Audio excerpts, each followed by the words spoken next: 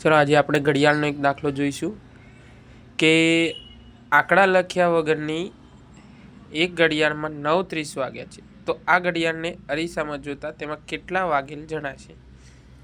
તો હવે આપણે આગળ રીલ્સ મૂકી હતી એમાં દર્શાવેલી હતી માહિતી, આપણે જે થિયરી હતી. તો અહીંયા પહેલાં તો આપણે આનું સૂત્ર જોવાનું છે કે અરીસા માટેનું સૂત્ર શું છે.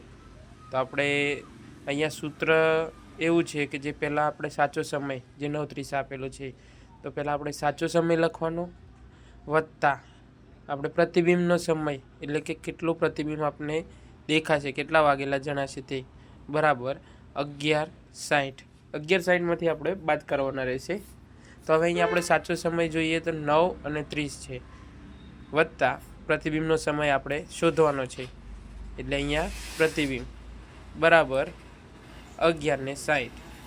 હવે અહીંયા આપણે જે સાચો સમય આપેલો છે ને જે તેને પેલી બાજુ લઈ જઈશું તો એ માઇનસ થશે એટલે અહીંયા આપણે પ્રતિબિંબને કરવાના છે.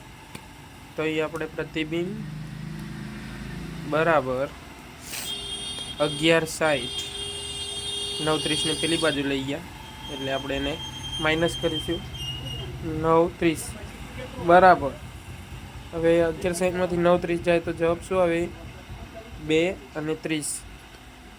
તો અહીંયા આપણે આપણો જવાબ છે. તો 2:30 કલાક આપણને અરીસામાં એટલે કે પ્રતિબિંબમાં આપણે 2:30 કલાક લખેલું જણાશે. આથી જવાબ અરીસામાં 2:30 વાગેલા જણાશે.